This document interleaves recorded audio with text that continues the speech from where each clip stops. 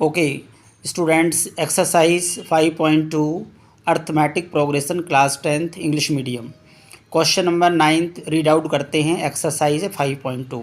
If the third and 9th term of this AP are 4 and -8 respectively, which term of this AP is 0। इस AP का third term दिया हुआ है 4 and 9th term दिया हुआ है इसका -8। तो इस AP का कौन सा टर्म 0 होगा? तो let the first term of AP be A and common difference be small d। किसी AP के फर्स्ट टर्म को हम स्मॉल a से डिनोट करते हैं और कॉमन डिफरेंस को स्मॉल d से रिप्रेजेंट करते हैं। तो देखिए स्टूडेंट्स, थर्ड टर्म को लिखेंगे A3, फर्स्ट टर्म को लिखेंगे A1, सेकंड टर्म को लिखेंगे A2, A3 दिया है 4, थर्ड टर्म मतलब A+2D। जो AP होती है उसका पहला टर्म होता है A, दूसरा टर्म होता है A+D, तीसरा टर्म होता है A+2D, फोर्थ टर्म होता है A+3D एंड इस तरह टर्म इसके लिखे जाते हैं।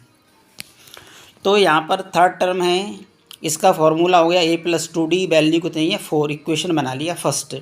इसका 9th टर्म दिया है -8, 9th टर्म A+8D होता है equal to -8। Equation first and second बना लिए। ये आपको लीनियर इक्वेशन बन गए A एंड D के वेरिएबल फॉर्म में। इनको सॉल्व करते हैं, आइए बाय एलिमिनेशन मेथड।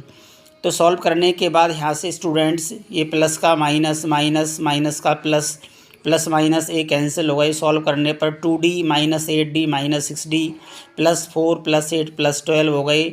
तो D = 12/-6D की वैल्यू हो गई -2। तो इस AP का कॉमन डिफरेंस आ गया -2। Putting D = -2 in equation first. Now we solve equation first में बी put the value of D in equation first A+2D। D के प्लेस पर रखेंगे -2 = 4।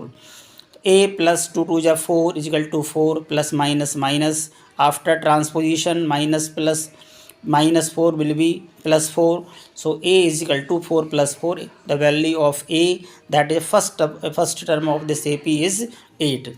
लेट पूछा क्या है, इसका कौन सा टर्म 0 होगा। हमने मान लिया let nth term of this AP भी 0। हमने मान लिया इस AP का nthवा टर्म nवा टर्म 0 होगा। तो इसका मतलब क्या है, हमने मान लिया इसका nth टर्म क्या होता है an = 0 मान लिया। अब an = 0, an का फॉर्मूला क्या है A + n - 1D। an की वैल्यू क्या है 0 मान ली हमने। इसमें कौन सा टर्म 0 होगा, हमने मान लिया nth टर्म 0 होगा। तो an की जगह पे क्या रखेंगे 0। A हमारे पास आ गया 8, n की वैल्यू निकालना है -1D की वैल्यू -2 है। सॉल्व कर रहे हैं स्टूडेंट, देखिए ये प्लस का 8 इधर आके माइनस का 8 हो गया है। -2 का अंदर मल्टीप्लाई करेंगे तो माइनस का 2n -+2 हो गई। अब प्लस का 2 इधर आके हो जाएगा माइनस का 2, -8 और -2 हो गए, माइनस का 10 और ये माइनस का 2n, माइनस से माइनस कैंसिल, ये हो जाएगा n = 10/2, 2 5 या 10। तो n की वैल्यू स्टूडेंट आ गई यहाँ पर 5।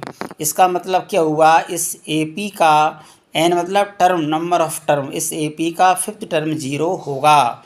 सो हम लिखेंगे hence the fifth term of this AP will be 0। So students, ये इस क्वेश्चन का सॉल्यूशन है।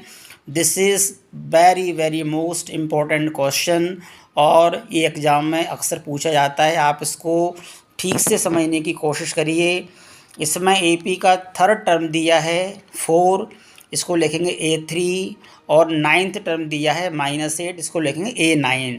टर्म क्या होते हैं AP के A1 A2 A3 A4 AN। तो ये AP के टर्म, और इसको AP को कैसे लिखा जाता है A, A+D A+2D, इस तरह से इस फॉर्म में आगे AP बढ़ती जाती है। तो उम्मीद करता हूँ स्टूडेंट्स ये क्वेश्चन समझ में आ गया होगा, और प्लीज़ मेरे वीडियो को लाइक एंड शेयर करें और मेरे चैनल को ज़रूर सब्सक्राइब करें। Thank you for the watching.